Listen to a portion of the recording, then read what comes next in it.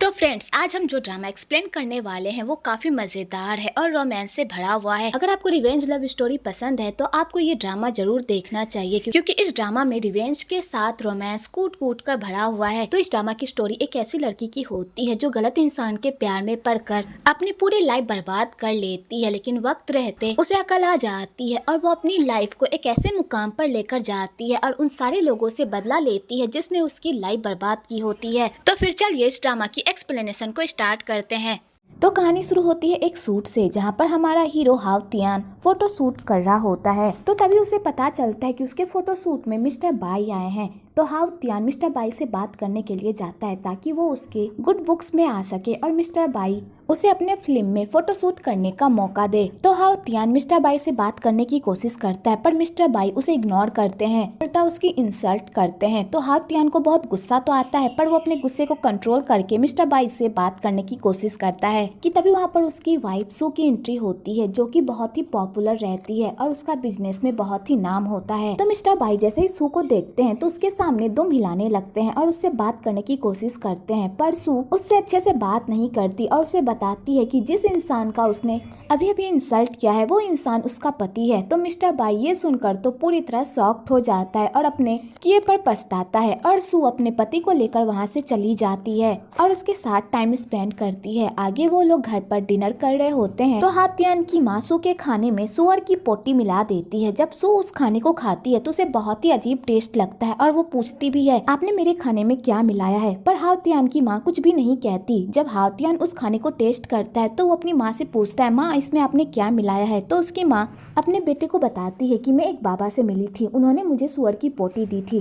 अगर ये चूरन मैं अपनी बहू को खिलाऊंगी तो उसे बेटा ही होगा। तो सू ये बात सुनकर तो पूरी तरह दंग रह जाती है और गुस्से से अपने रूम में चली जाती है। अगले दिन सू ये बात अपनी बेस्ट फ्रेंड लिली को बताती है तो लिली कहती है, तुम्हारी सासू माँ तो तुम्हें खूब टॉर्चर करती है, अगर मैं तुम्हारी जगह रहती तो मैं उसे डाइवोर्स देकर कब का अलग हो जाती। तो सू कहती है, मैं भी ऐसा चाहती हूँ, लेकिन मैं हाव तियान से बहुत प्यार करती हूँ और हाव तियान भी मुझसे बहुत प्यार करता है, वो हमेशा मेरी केयर करता है, इसलिए मैं ये सब नहीं कर सकती। कि तभी सू को याद आता है कि उसने हाव तियान के लिए लेंसेज खरीदे थे। तो सू अपनी बेस्ट फ्रेंड को कहती है, क्या तुम इसे हाव तियान को दे आओगी? तो लिली कहती है, वो तुम्हारे साथ कितना अजीब बिहेव करता है, लेकिन तब भी तुम उसकी बहुत परवाह करती हो, तुम इसे कुरियर कर दो, ये उसे पहुंचा देगा। तो सू कहती है, मैं इसे कुरियर नहीं कर सकती, ये बहुत ही महंगी लेंसेज है, मैं इस तरह डिलीवरी बॉय पर भरोसा नहीं कर सकती, प्लीज तुम मेरा ये काम कर दो ना। तो लिली कहती है, ठीक है मैं तुम्हारा ये काम कर देती हूँ। आगे लिली हाव तियान को वो लेंसेज देने जाती है तो वहाँ पर लिली हाव तियान को मॉडल के साथ रोमांस करते हुए देख लेती है। तो लिली ये सब देखकर पूरी तरह शॉक्ड हो जाती है और हाव तियान को कहती है, तुम्हारी वाइफ तुम पर कितना भरोसा करती है और तुम यहाँ पर गुलछर्रे उड़ा रहे हो, मैं तुम्हें ये सब और करने नहीं दूंगी, मैं जाकर सू को तुम्हारी सारी सच्चाई बता दूंगी। और लिली जाने लगती है। तो हाव तियान लिली को समझाने की बहुत कोशिश करता है, पर लिली उसकी एक बात भी नहीं सुनती। तो हाव तियान को भी गुस्सा आ जाता है और वो गुस्से से उसका गला पकड़कर दीवार की ओर ढकेल देता है और कहता है, अगर तुम सू को ये सब नहीं बताओगी तो मैं तुम्हें जन्नत की सैर करवाऊंगा। तो लिली ये सब सुनकर उसकी बातों में खो जाती है। वेल हमें यहाँ पर ये पता चलता है कि लिली और हाव तियान का एक दूसरे से चक्कर चल रहा है और सू को इस बारे में कुछ भी नहीं पता।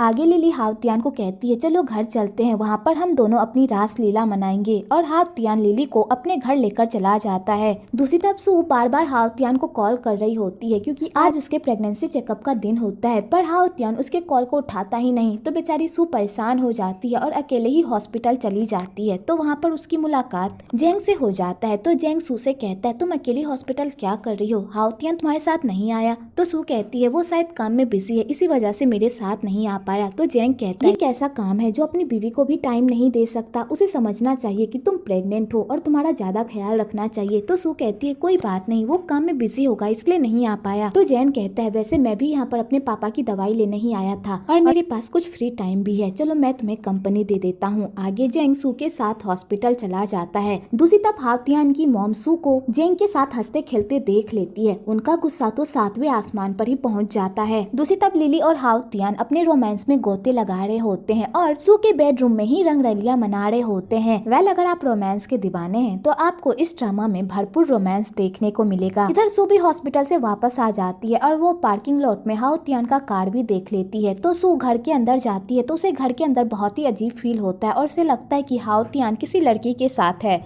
तो सू रूम के अंदर जाती है, लेकिन उससे पहले ही हाउ तियान सू को मैनिपुलेट करने के लिए दूसरा ही प्लान बनाकर रेडी रखता है और वो सू के सामने ऐसा प्रिटेंड करता है कि वो और लिली उसके आने वाले बच्चे की रूम की तैयारी कर रहे हैं। वैसे भी तुम हमेशा काम में बिजी रहती हो, तुम्हें ये सब करने का टाइम ही नहीं मिलता, तो इसलिए मैंने सोचा कि मैं ही तुम्हारे लिए इतना बड़ा सरप्राइज प्लान कर लूं। तो सू ये सब देखकर बहुत ही खुश होती है, पर उसे यहाँ पर कुछ ना कुछ दाल में काला जरूर लगता है, क्योंकि लिली की हालत बहुत ही अजीब रहती है। जब वो पिछली बार लिली से मिली थी तो लिली ने अपने बाल बांधे हुए थे, लेकिन अब लिली के बाल खुले हुए होते हैं। तो सू को ये बात थोड़ी अजीब लगती है। आगे लिली सू से विदा लेकर वहाँ से चली जाती है। आगे सू हाउतियान से पूछती है, क्या तुम लिली को हमारे बेडरूम लेकर गए थे? तो हाउतियान कहता है, तुम क्या कह रही हो? मैं किसी आउटसाइडर को हमारे बेडरूम में क्यों लेकर जाऊंगा? तो सू हाउतियान से सवाल पूछ ही रही होती है कि तभी वहाँ पर हाउतियान की माँ आ जाती है और कहती है, मेरे बेटे पर शक करने के बजाय मुझे तो तुम पर शक करना चाहिए था। तुम मेरे बेटे को छोड़कर दूसरे मर्द के साथ गुलछर्रे उड़ा रही थी।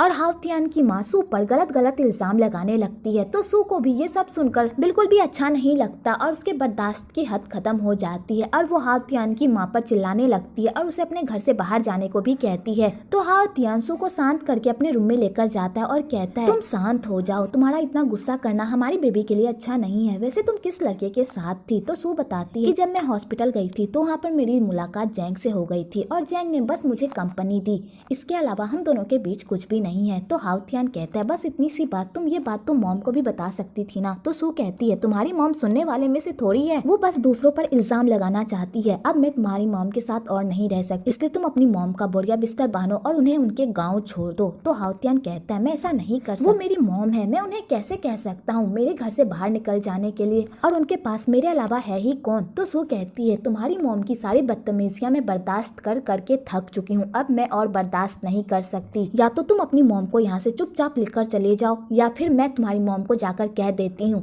तो हाउतियान कहता है, प्लीज शांत हो जाओ, मैं खुद अपनी मॉम से बात करता हूँ। और हाउतियान अपनी मॉम से बात करने के लिए चला जाता है। तो उसकी मॉम को जब इस बारे में पता चलता है कि उसकी बहू उसे घर से बाहर निकालना चाहती है तो उसकी मॉम अपनी बहू को खूब गालियां देती है। तो बेचारी सू ये सब सुनकर तो पूरी तरह पागल हो जाती है कि तभी सू की नजर अपने बेड पर एक रबर पर पड़ती है। तो सू को अपने पति हाउतियान और लिली पर शक होने लगता है और उसे लगता है कि शायद उन दोनों के बीच कुछ चल रहा है। तो सू उन दोनों पर नजर रखती है और उसे लगता है कि वो दोनों सच में उससे कुछ न कुछ छुपा रहे हैं। और सू इसी बात का पता लगाने के लिए हाउतियान का पीछा करती है और उसका पीछा करते करते एक होटल में पहुंच जाती है। इधर हाउतियान लिली के साथ उसी होटल में रंगरलियां मना रहा होता है कि तभी उसी होटल में सू आ जाती है और उसके रूम का दरवाजा खटखटाती है। तो बेचारी सू बहुत ही डरी हुई होती है, क्योंकि उसने जिस इंसान से अपनी पूरी लाइफ प्यार किया वो इंसान उसे धोखा दे रहा है। और बेचारी सू इसी बात को सोच सोचकर परेशान हो रही होती। तभी हाउतियान दरवाजा खोलता है। तो सू जैसे ही अंदर जाती है तो वो देखती है कि हाउतियान अपनी मॉम के साथ है।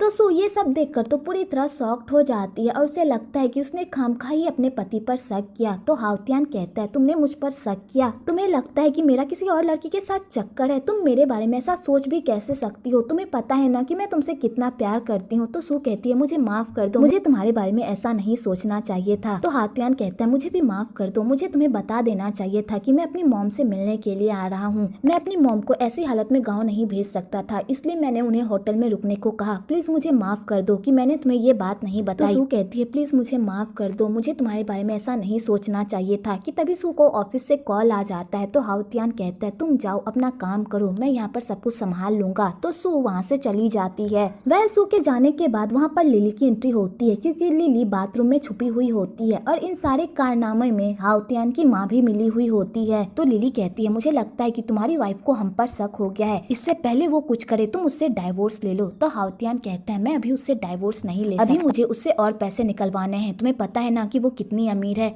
इसलिए पहले मुझे उसके सारे पैसों को हथियाने दो, उसके बाद ही मैं उसे डाइवोर्स दूंगा और उसे डाइवोर्स देने के बाद मैं तुमसे शादी कर लूंगा। और वो तीनों इस प्लान को बनाकर बहुत ही खुश हो रहे होते हैं। इधर सू के दिल से सारे डाउट्स निकल जाते हैं। तो वो होटल में अपनी सासू माँ के कमरे का बिल पे करने के लिए जाती है। तो उसे वहाँ पर जाकर पता चलता है कि हाउतियान उस कमरे को 1 साल से यूज कर रहा है। तो सू ये बात सुनकर पूरी तरह शॉक्ड हो जाती है, क्योंकि उसने तो अभी अपनी सासू माँ को घर से बाहर निकाला है। तो 1 साल पहले से हाउतियान उस कमरे का क्या इस्तेमाल कर रहा है। तो सू को फिर से हाउतियान पर डाउट होने लगता है और वो अपने ऑफिस कॉल करती है और अपने कलीग्स को कहती है कि वो लिली को कॉल करके ऑफिस बुलाए और सू होटल के बाहर ही उन दोनों के बाहर निकलने का इंतजार करती है कि तभी उधर से लिली हाउ तियान के हाथों में हाथ डालकर बाहर निकलती है। तो सू ये सब देखकर तो पूरी तरह सदमे में ही चली जाती है और उसे बिलीव नहीं होता कि उसका पति उसे चीट कर रहा है। आगे सू का दिमाग पूरी तरह खराब हो जाता है और उसे समझ में नहीं अब वो आगे क्या करे कि तभी उसे अपनी माँ की कही हुई बात याद आती है और कहती है तुम हमेशा टेम्पर में रहती हो और तुम इसी टेम्पर की वजह से हमेशा गलती कर देती हो, इसलिए जब भी तुम्हारे सामने कोई ऐसी मुसीबत आए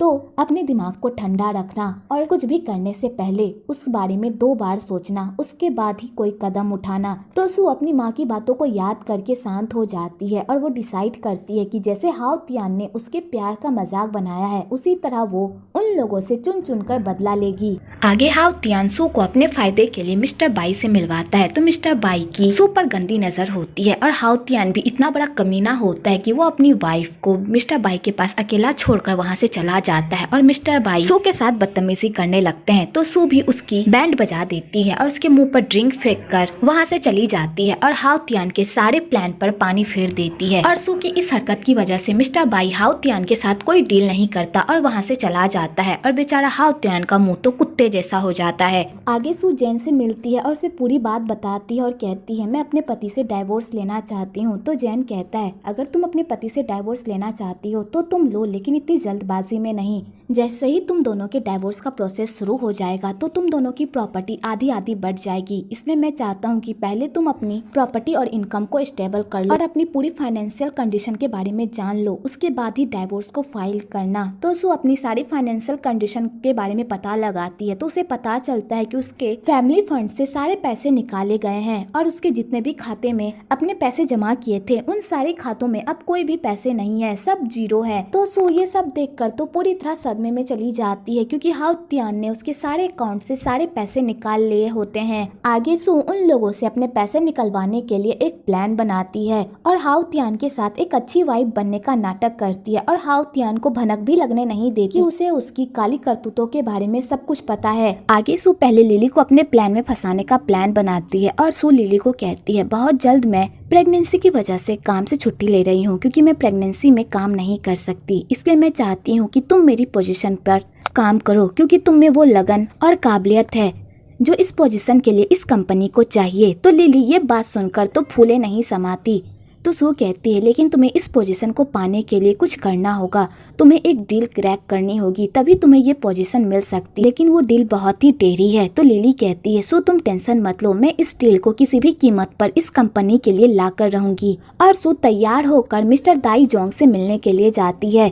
इधर सू दाई जोंग से माफी मांगती है और कहती है उस दिन के लिए मुझे माफ कर दीजिए, लेकिन आज मैंने अपने ऑफिस से एक कलीग को भेजा है जो मेरे बिहाफ में आपसे बात करेगी और डील क्रैक करेगी, इसलिए आप उसका अच्छे से ख्याल रखिएगा। आगे लिली दाई जोंग से मिलने के लिए जाती है और उसे डील के बारे में बात करती है, पर दाई जोंग का डील पर जरा सा भी ध्यान नहीं होता, उसका सारा ध्यान लिली के शरीर पर होता है। तो लिली ये सब नोटिस भी कर रही होती है, लेकिन फिर भी वो दाई जोंग से डील के बारे में बात करती है। आगे दाई जोंग का मन पूरी तरह लिली पर फिदा हो जाता है और वो लिली के साथ जबरदस्ती करने लगता है कि तभी उधर से सू आ जाती है और उन दोनों का वीडियो बना लेती है और दाई जोंग को कहती है मेरी कलीग को छोड़ दो, अगर तुमने लिली के साथ दोबारा कुछ ऐसा वैसा किया तो मैं ये वीडियो जाकर पुलिस में दे दूंगी और उसके बाद तुम्हारे साथ जो भी हो तुम सोच लेना। और सू लिली को मसीहा की तरह बचाकर वहाँ से लेकर चली जाती है। आगे लिली सू को कहती है थैंक्स, अगर तुम नहीं आती तो पता नहीं वो मेरे साथ आज क्या कर देता। तो सू कहती है मुझे माफ कर दो, मैंने तुम्हें ऐसे डील को क्रैक करने को कहा, मुझे उसके बारे में पहले ही पता कर लेना चाहिए था कि वो एक नंबर का घटिया इंसान है। और सू लिली के सामने बेचारी बनने का नाटक करने लगती है और कहती है अब ये डील तो हमारे हाथ से चली गई, अगर कंपनी को ये डील नहीं मिली तो कंपनी को बहुत बड़ा नुकसान हो जाएगा, लेकिन कोई बात नहीं है, तुम्हारी इज्जत से ज्यादा यहाँ पर कुछ भी इम्पोर्टेंट नहीं है, हम इस डील को यहीं पर छोड़ देते हैं। तो लिली कहती है ऐसा क्यों, अगर ये डील हमारी कंपनी के लिए इम्पोर्टेंट है तो हम इस डील को क्रैक जरूर करेंगे। तो सू कहती है क्या तुम उस इंसान के पास दोबारा वापस जाना चाहती हो जिस इंसान ने तुम्हारी इज्जत के साथ खेलने की कोशिश की। तो लिली कहती है हाँ मुझे पता है, लेकिन हमारी कंपनी के लिए ये डील इम्पोर्टेंट है, इसलिए मुझे करना होगा, बस तुम मुझे वो वीडियो दे दो, इस वीडियो के जरिए मैं मिस्टर दाऊ से वो डील क्रैक करवा लूंगी। और लिली वो वीडियो लेकर मिस्टर दाऊ के पास चली जाती है। तो सू ये सब देखकर बहुत ही स्माइल करती है। आगे सू हाउ तियान को भी लिली और दाई जोंग की वीडियो दिखा दे तो हाउ तियान को वो वीडियो देखकर बहुत ही गुस्सा आता है, पर वो अपने गुस्से पर कंट्रोल कर लेता है और कहता है मुझे माफ कर दो, मैंने तुम्हें एक ऐसे इंसान के पास छोड़ा जो इंसान एक नंबर का घटिया है। तो सू कहती है तुम्हें मेरी फिक्र हो रही है, लिली की फिक्र नहीं हो रही। तो हाउ तियान कहता है मैं उसकी फिक्र क्यों करूंगा, मैं तो तुम्हारी फिक्र करूंगा ना, तुम मेरी वाइफ हो, वो थोड़ी मेरी कोई है। हाउ तियान यहाँ पर अपने आप को कवर करने लगता है, पर सू को हाउ तियान की सारी हरकतों के बारे में पता होता है, पर वो कुछ भी नहीं कहती। कि तभी दरवाजे पर कोई आता है तो हाउ तियान दरवाजा खोलता है तो वहाँ पर जी रहता है। तो हाउ तियान जी को देखकर तो पूरी तरह डर जाता है। तो जी कहता है मुझे कुछ पैसे चाहिए। तो हाउ तियान कहता है मैंने तुम्हें कितनी बार कहा नहीं आने को, फिर तुम यहाँ पर क्यों आए हो। तो जी कहता है मुझे पैसों की जरूरत है, इसलिए मुझे तुम्हारे पास आना पड़ा। मैंने तुम्हें बहुत सारे कॉल भी किए थे, पर तुमने मेरे कॉल का कोई जवाब नहीं दिया, इसलिए मुझे मजबूरन यहाँ पर आना पड़ा। तो हाउ तियान कहता है मैंने कुछ दिन पहले ही तो तुम्हें ढेर सारे पैसे दिए थे, अब तुम्हें पैसों की क्या जरूरत पड़ गई। तो जी कहता है मुझे पैसे चाहिए, अगर तुमने मुझे पैसे नहीं दिए तो मैं तुम्हारी प्यारी वाइफ को बता दूंगा कि तुमने उसकी माँ के साथ क्या किया था। तो हाउ तियान ये सब सुनकर तो पूरी तरह शॉक्ड हो जाता है और कहता है तुम ऐसा नहीं कर सकते। तो जी कहता है अगर तुम ऐसा चाहते हो तो फिर मुझे पैसे दे दो। तो हाउ तियान उसका मुँह पैसों से बंद कर देता है और जी हंसते हुए वहाँ से चला जाता है। अगले दिन हाउ तियान अपने हरकत से बाज नहीं आता और वो एक मॉडल के साथ फिर से फ्लर्ट करने लगता है, लेकिन तभी वहाँ पर उस मॉडल का पति आ जाता है और हाउ तियान को उसके किए की सजा देता है और कहता है तुम्हें लोगों के कपड़े उतारने का बहुत ही शौक है ना, आज मैं तुम्हारे कपड़े उतारता हूँ। और वो आदमी हाउ तियान के कपड़े उतार कर उसके साथ फोटो शूट करने लगता है। कि तभी वहाँ पर हाउ तियान की और उसकी सारी दोस्त और उसकी गर्लफ्रेंड लिली भी आती है। एक्चुअली हाउ तियान की मॉम अपनी दोस्तों को वहाँ पर इसलिए लेकर आती है ताकि वो अपने बेटे के काम का शो ऑफ कर सके, पर वहाँ पर हाउ तियान की मॉम का ही पॉपट बन जाता है। उसके बेटे की ऐसी करतूत उनकी सारी दोस्ती देख लेती है और वो लोग हाउ तियान की ऐसी हालत पर खूब हंसते हैं। तो बेचारी हाउ तियान की मॉम का तो सर ही नीचा हो जाता है उन लोगों के सामने। आगे लिली हाउ तियान को छुड़वाती है और उसके जख्मों पर दवाई लगाती है। तो हाउ तियान लिली से पूछता है क्या तुम दाई जोंग के साथ सोई थी उस डील को क्रैक करने के लिए। तो लिली को इस बात पर बहुत ही गुस्सा आ जाता है और वो कहती है ये बात सच है, अगर मुझे जो चीज पसंद आ जाती है तो मैं किसी भी कीमत पर उसे पा लेती हूँ, लेकिन इसका मतलब ये नहीं है कि मैं हर इंसान के साथ सोती फिरती हूँ। और लिली इस बात पर गुस्सा होकर जाने लगती है, पर हाउ तियान अपने प्यार से लिली को मना लेता है और यहाँ पर फिर से ये दोनों अपने प्यार के गुलछर्रे उड़ाते हैं। आगे हाउ तियान घर आता है तो सू बहुत ही अजीब हालत में रो रही होती है। तो हाउ तियान सू से पूछता है कि क्या बात है। तो सू बताती है कि मेरे अमीर अंकल की मौत हो गई है। तो हाउ तियान जैसे ये सुनता है उसके खुशी का तो कोई ठिकाना ही नहीं रहता, क्योंकि सू के वो अंकल बहुत ही अमीर रहते हैं और उनका कोई बच्चा भी नहीं होता।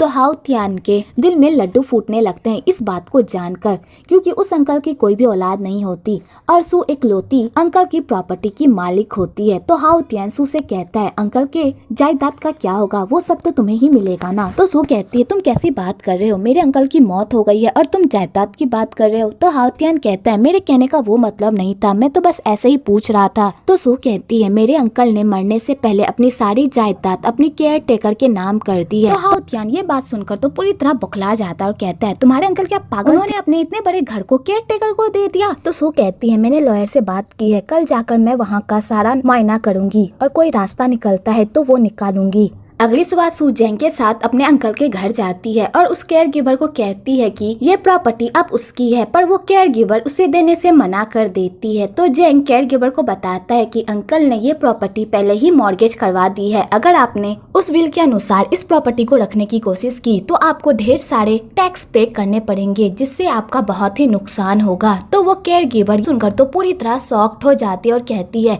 अगर मुझे ये घर अपने पास रखना होगा तो मुझे इसके बदले पैसे भी चुकाने होंगे। तो सू कहती है हाँ आंटी, लेकिन अगर आप हमारी बात मानेंगी तो आपको भी फायदा होगा। वैसे भी मुझे ये घर नहीं चाहिए, पहले से ये घर मॉर्गेज, अगर इसे आप अपने पास रख भी लेती हैं तो भी आपको कोई फायदा नहीं होगा। तो वो केयर टेकर वाली आंटी कहती है ठीक है मैं आपकी हेल्प करूंगी। तो सू कहती है अगर आपने हमारी हेल्प की तो मैं आपको 50,000 दूंगी। तो वो केयर टेकर उसकी हेल्प करने के लिए मान जाती है। आगे सू हाउ तियान को बताती है कि मैंने उस केयर टेकर से बात की, वो अपना घर बेचने के लिए तैयार है, वो भी कम दाम में। उन्होंने हमसे 5 लाख रुपए मांगे हैं। तो हाउ तियान कहता है फिर देरी किस बात की, तुम उस घर को खरीद लो ना। तो सू कहती है ठीक है, हमने जो हमारे फैमिली फंड में पैसे रखे हैं उसी पैसे से उस घर को खरीद लेती हूँ। तो हाउतियान ये बात सुनकर तो पूरी तरह शॉक्ड हो जाता है और बेचारा पूरी तरह डरने लगता है कि कहीं सू के सामने उसकी सच्चाई ना आ जाए। तो सू कहती है वैसे भी हमने वो पैसे इमरजेंसी के लिए ही तो रखे थे, अगर हम वो घर खरीद लेंगे तो हमारा ही फायदा होगा ना। तो बेचारे हाउतियान को कुछ समझ में नहीं आता और उसे सू के सामने अपनी पोल खोलनी पड़ती है कि उसने फंड से पहले ही पैसे निकाल लिए हैं। तो सू ये बात सुनकर पूरी तरह शॉक्ड हो जाती है और उसके सामने शॉक्ड होने का नाटक करती है। तो हाउतियान कहता है मुझे माफ कर दो सू, मुझे अपने स्टूडियो के लिए कुछ पैसे चाहिए थे जिस वजह से मैंने फैमिली फंड से सारा पैसा निकाल लिया। तो सू कहती है कोई बात नहीं, लेकिन अगर ये बात तुम मुझे पहले ही बता देते तो मैं खुशी खुशी तुम्हें पैसे दे देती, इस तरह छुपाने की कोई जरूरत नहीं थी। आगे सू कहती है अब हम उस घर को कैसे खरीदेंगे। तो हाउतियान कहता है तुम्हारे पास पैसे है ना, उस पैसे से खरीद लेते हैं। तो सू कहती है मेरे पास पैसे तो हैं पर पूरे नहीं है, मेरे पास मात्र 4 लाख रुपए ही हैं, 1 लाख रुपए कम है, लेकिन अगर तुम चाहो तो हमारे पास 1 लाख रुपए और आ सकते हैं, तुम अपने स्टूडियो को गिरवी पर रख दो और अपने कैमरे को भी। तो हाउतियान कहता है ये मैं नहीं कर सकता, मैंने बहुत ही मेहनत से उन चीजों को बनाया है, मैं इस तरह उन्हें नहीं बेच सकता। तो सू कहती है लेकिन तुम्हें पता है ना, अगर वो घर हमारे हाथ से निकल गया तो हमें करोड़ों का नुकसान हो सकता है। बस थोड़े दिन की ही तो बात है, जैसे ही हम वो घर खरीद लेंगे और जैसे ही हमारे पास पैसे आ जाएंगे तो मैं तुम्हारे लिए फिर से एक नया स्टूडियो बनवा दूंगी और कैमरा भी खरीद दूंगी। और सू हाउतियान को अपनी बातों में इस तरह पोतती है कि हाउतियान भी उसकी बातों में आ जाता है।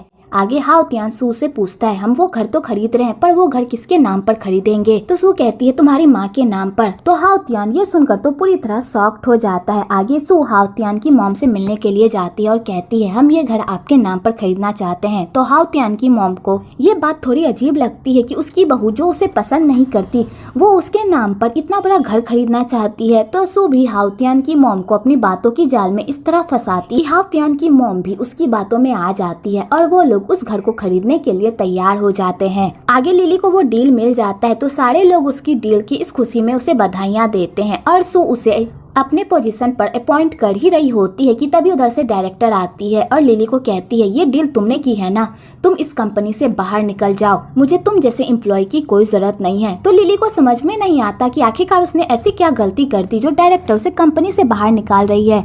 कि तभी लिली को पता चलता है कि डायरेक्टर दाई जोंग को जरा से भी पसंद नहीं करती और वो उसके साथ कोई भी डील करना नहीं चाहती और इसी वजह से लिली को काम से बाहर निकाल दिया जाता है। आगे लिली सू को कहती है तुमने ये सब कुछ जानबूझकर किया ना। तो सू कहती है मैंने ऐसा कुछ भी नहीं किया, मुझे उस क्लाइंट के बारे में कुछ भी नहीं पता था, मुझे पहले ही उस क्लाइंट का बैकग्राउंड जाँच कर लेना चाहिए था, मुझे माफ कर दो। तो लिली कहती है मेरे सामने ये नौटंकी करना बंद कर दो, मुझे पता है ये सारी प्लानिंग तुम्हारी थी, बचपन से आज तक सिर्फ तुमने मुझे नीचा ही दिखाया है, तुमने बस अपनी अमीरी का फायदा उठाया और हम जैसे गरीबों को सिर्फ नीचा ही दिखाया है। कॉलेज में भी तुमने ऐसा ही किया था, वो स्कॉलरशिप मुझे मिलने वाली थी, मैंने सारे टेस्ट पास कर लिए थे और टीचर ने भी कहा था कि वो स्कॉलरशिप मुझे मिलने वाली है, लेकिन तभी तुम्हारी माँ ने कॉलेज में आकर उन टीचर से क्या बात की, वो स्कॉलरशिप तुम्हें मिल गई और तुम यूएस चली गई। क्या मुझे नहीं पता कि तुम्हारी माँ ने अपने पैसों के दम पर तुम्हें स्कॉलरशिप दिलवाई थी। तुम लोग सिर्फ गरीबों को नीचा दिखाना चाहते हो, तुम लोग अमीर हो तो इसका मतलब ये नहीं कि हम गरीबों की कोई वैल्यू नहीं है, लेकिन तुम याद रखना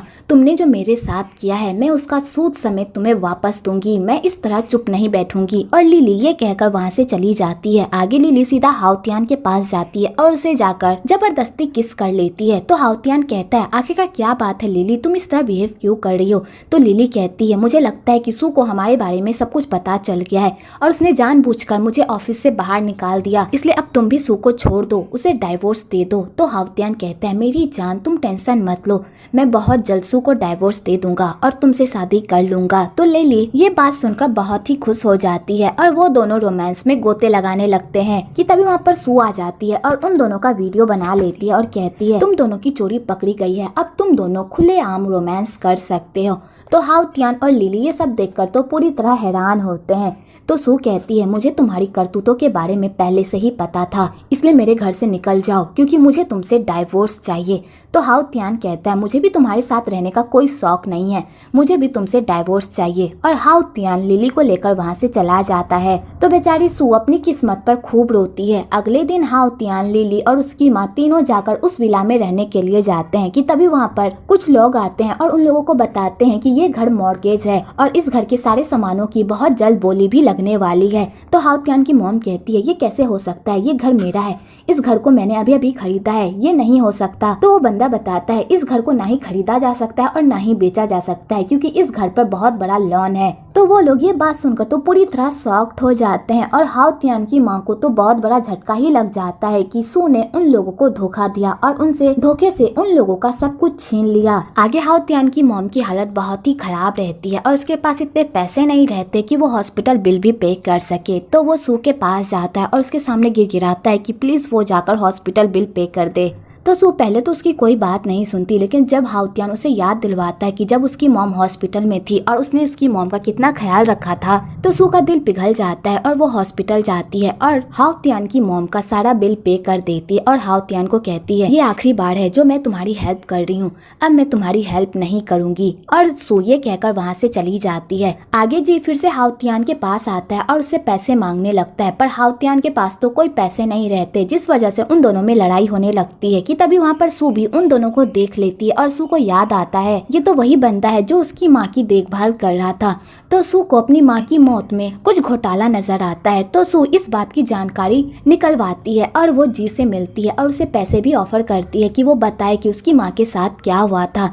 तो जी कहता है मैं तुम्हें नहीं बताऊंगा। तो सू कहती है तुम हाउतियान से भी पैसे मांग रहे थे ना, मैं उसके दुगने दूंगी अगर तुम मुझे उस रात की पूरी सच्चाई बता दोगे। तो जी कहता है ठीक है, कल सुबह मुझसे मिलने के लिए आ जाना, मैं तुम्हें तुम्हारी मॉम की मौत की पूरी सच्चाई बता दूंगा।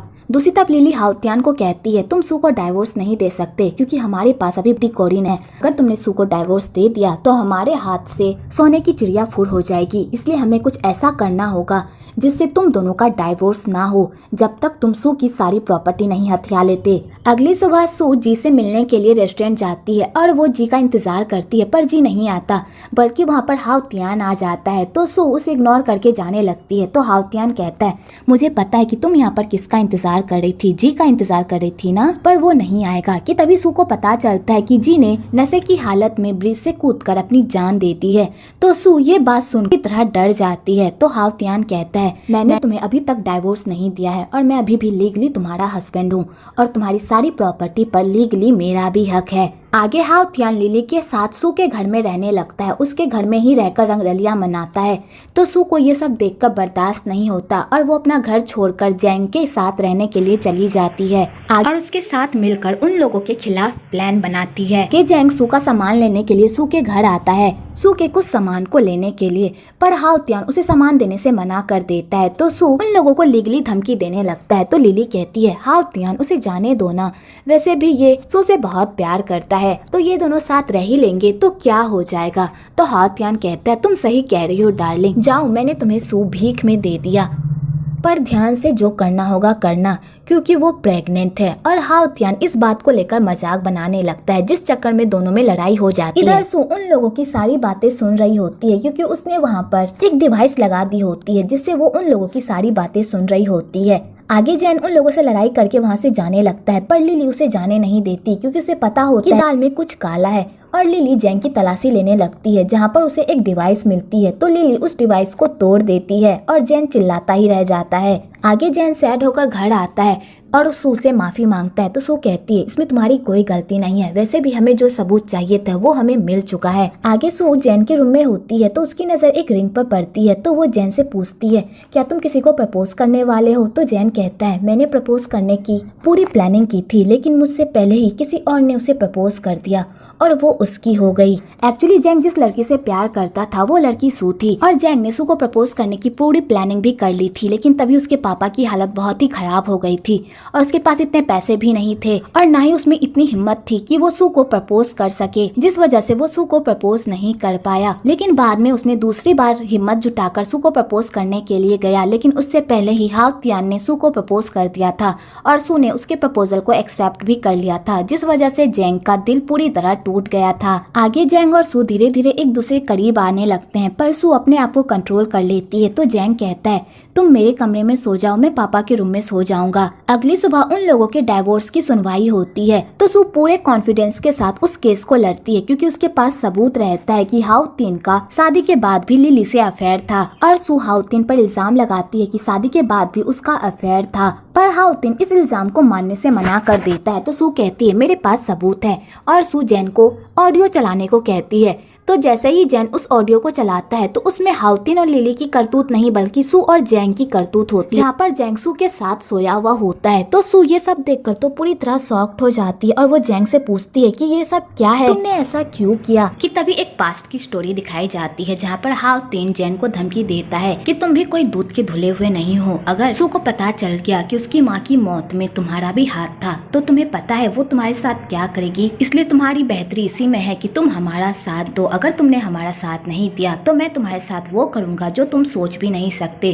तो बेचारा जैन हाउतिन के धमकी से पूरी तरह डर जाता है और वो हाउतिन का साथ देता है और सू के साथ धोखा करता है और उसके खिलाफ झूठे सबूत बनाता है। तो हाउतिन कहता है देखा लॉयर साहब, मेरा कोई अफेयर नहीं था बल्कि मेरी वाइफ का ही अफेयर था, फिर भी मैंने इसे इतना टॉलरेट किया और ये उल्टा मुझ पर इल्जाम लगा रही है। और यहाँ पर सब मिलकर सू को फंसा देते हैं। तो सू जैंग से पूछती रहती है कि आखिरकार उसने ऐसा क्यों, उसने तो उसे अपना सच्चा दोस्त माना था, फिर उसने उसके पीठ पर खंजर क्यों भोंका। तो जैंग उससे माफी मांगता है और कहता है प्लीज मार दो, मेरी एक गलती की वजह से तुम्हारी लाइफ बर्बाद हो गई, प्लीज मुझे माफ कर दो। बेचारा जैंग माफी मांगते रहता है। तो सू को भी गुस्सा आ जाता है और वो लिली को खूब मारती है। तो हाउतिन को भी गुस्सा आ जाता है और इस चक्कर में यहाँ पर सब में लड़ाई होने लगती है और इसी चक्कर में हाउतिन सू को धक्का दे देता है और उसे काफी चोट लग जाती है। आगे वो लोग उसे हॉस्पिटल लेकर जाते हैं। तो हाउतिन की माँ कहती है सू कैसी है, मुझे सू से कोई फर्क नहीं पड़ता, पर हमारा बेबी तो ठीक है ना। तो हाउतिन कहता है मॉम टेंशन मत लो, हमारे खानदान का चिराग बिल्कुल ठीक है। आगे डॉक्टर उन लोगों को बताते हैं कि सू को लकवा मार चुका है और उसका दिमाग भी पूरी तरह डेड हो गया है। तो वो लोग ये बात सुनकर बहुत ही शॉक्ड हो जाते हैं, पर वो लोग खुश भी रहते हैं कि अच्छा हुआ कि सू की हालत बहुत ही खराब है और वो अब किसी के सामने कुछ भी नहीं कह सकती।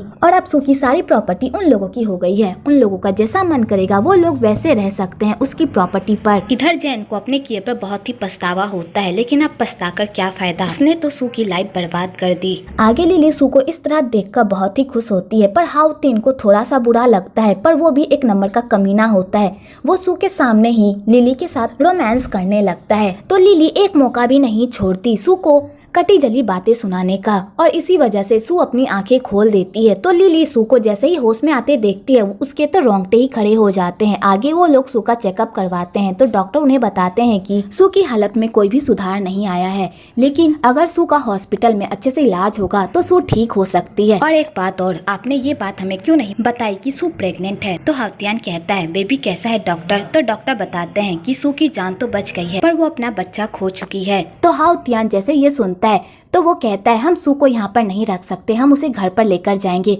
और वहीं पर उसका ख्याल रखेंगे। और हाउतियान सू को लेकर घर चला जाता है। दूसरी तरफ लिली को सू पर हमेशा डाउट होते रहता है कि वो नौटंकी कर रही है और वो हमेशा उसका टेस्ट लेती रहती है, पर वो जितने बार भी सू का टेस्ट लेती है हमेशा वो फेल ही हो जाती है क्योंकि सू कोई भी रिएक्ट नहीं करती। तो लिली को भी धीरे धीरे बिलीव होने लगता है। आगे सू होश में आ जाती है क्योंकि ये सब उसका प्लान होता है उन लोगों से बदला लेने का, और सू उन लोगों के खिलाफ सबूत इकट्ठा करने लगती है। आगे सू को इन्हीं सब चक्करों में पता चल जाता है कि हाउतियान ने कभी भी उससे सच्चा प्यार नहीं किया था, बल्कि लिली और हाउतियान ने मिलकर उसे अपने प्यार के जाल में फंसाया था ताकि वो उसकी जायदाद को हड़प सके। और लिली और हाउतियान का पहले से ही अफेयर था और हाउतियान सू के साथ जो भी करता था वो सब लिली की प्लानिंग होती थी ताकि सू जल्दी से हाउतियान के प्यार में फंस सके।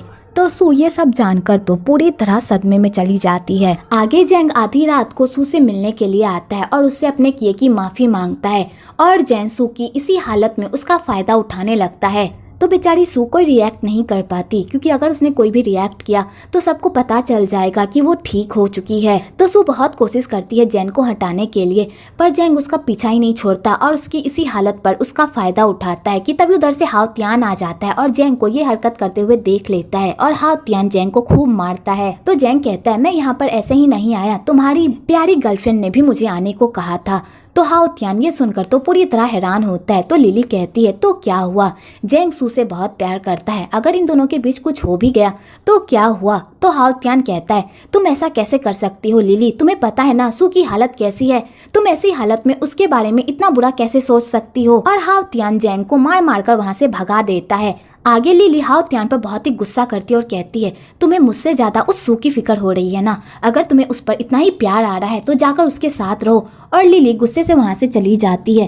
तो बेचारा हाउ त्यान लिली को समझाने की कोशिश करता है कि जैसा वो सोच रही है वैसा कुछ भी नहीं है, पर लिली उसकी एक बात भी नहीं सुनती। आगे सू सबको चकमा देकर अपनी मॉम की मौत का पता लगाने के लिए हॉस्पिटल जाती है। तो वहाँ पर उसका एक अच्छा दोस्त होता है जो उसकी हेल्प करता है। तो सू को पता चलता है कि जिस दिन उसकी मॉम की मौत हुई थी वहाँ पर जैंग भी था। दूसरी तरफ लिली को काम पर दोबारा वापस बुला लिया जाता है और उसे सू की पोजीशन ऑफर की जाती है। तो लिली ये सब देखकर बहुत ही खुश होती है कि फाइनली उसे वो सब मिल रहा है जिसकी वो चाह रखती थी। आगे सू जैंग से मिलने के लिए जाती है। तो जैंग जैसे ही सू को सही सलामत देखता है उसके तो रोंगटे ही खड़े हो जाते हैं। तो सू जैंग से पूछती है मुझे बताओ तुम मुझसे क्या छुपा रहे हो, आखिरकार तुम्हारा मेरी मॉम की मौत में क्या हिस्सेदारी है और तुम उन लोगों की हेल्प क्यों कर रहे हो, मुझे बताओ। तो जैंग कहता है सू मुझे माफ कर दो, जब तुम्हारी मॉम की मौत हो रही थी तो मैंने ये सब अपनी आंखों से देखा था और मैंने उसकी वीडियो बना ली और उसके बाद मैंने उस वीडियो को लेकर हाउ त्यान और लिली को धमकी दी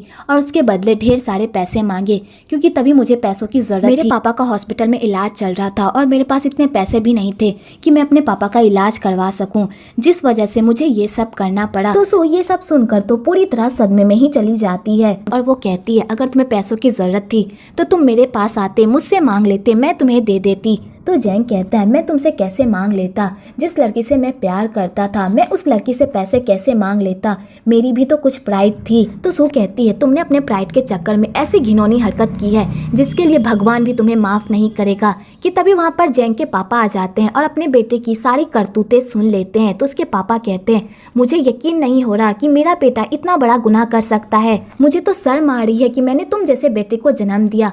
और जैंग के पापा ये कहते कहते उनकी तबीयत खराब हो जाती है। तो जैंग अपने पापा की ऐसी हालत देखकर पूरी तरह परेशान हो जाता है और उसे अपनी गलती रियलाइज होती है। आगे सू को पूरी सच्चाई पता चल जाती है और वो सीधा अपने घर जाती है। तो वो लोग सू को सही सलामत देखकर तो पूरी तरह शॉक्ड हो जाते हैं। तो सू कहती है तुम लोगों ने जितने गुनाह किए हैं अब तुम लोगों को उन सब की सजा मिलेगी क्योंकि मेरे पास पूरे ठोस सबूत हैं कि तुम दोनों ने मिलकर मेरी माँ को जान से मारा था। लेकिन मुझे ये बात समझ में नहीं आ रही कि तुमने मेरी माँ को क्यों मारा, उसने तुम लोगों का क्या बिगाड़ा था। तो हाउ त्यान कहता है तुम्हारी माँ को हम दोनों की सारी सच्चाई पता थी और उन्हें ये भी बात पता थी कि हम दोनों मिलकर तुम्हें बेवकूफ बना रहे हैं ताकि हम तुम्हारी प्रॉपर्टी को हथिया सके और तुम्हारी मॉम तुम्हें ये बात बताना चाहती थी, इसी वजह से हमें तुम्हारी मॉम को जान से मारना पड़ा। तो सू कहती है तुम लोगों ने जो मेरे साथ किया है उन सब की सजा तुम लोगों को मिलकर रहेगी। तो हाउ त्यान की माँ सू के सामने भीख मांगने लगती है कि प्लीज वो उसके बेटे को छोड़ दे। तो सू कहती है ठीक है मैं आपके बेटे को छोड़ दूंगी, लेकिन इसके बदले आपके बेटे को ये बोलना होगा कि इन सारे कारनामे के पीछे लिली है, लिली ने ही ये सारे गुनाह किए हैं, तभी मैं आपके बेटे को छोड़ सकती हूँ। तो हाउ त्यान अपने आप को बचाने के लिए सारा इल्जाम लिली पर लगा देता है। तो लिली ये सब देखकर तो पूरी तरह शॉक्ड हो जाती है और वो कहती है मैंने पूरी लाइफ जिस इंसान से प्यार किया उस इंसान ने ही मेरे पीठ पर छुरा भोंक दिया, तुम्हें क्या लगता है कि मैं तुम्हें इस तरह माफ कर दूंगी, बिल्कुल भी नहीं। तो हाउ त्यान की मॉम लिली को ही बुरा भला कहने लगती है। तो लिली को भी गुस्सा आ जाता है और वो हाउ त्यान की मॉम को खींचकर एक थप्पड़ मार देती है। तो हाउ त्यान ये सब देखकर पूरी तरह भड़क जाता है और वो लिली पर भड़कने लगता है।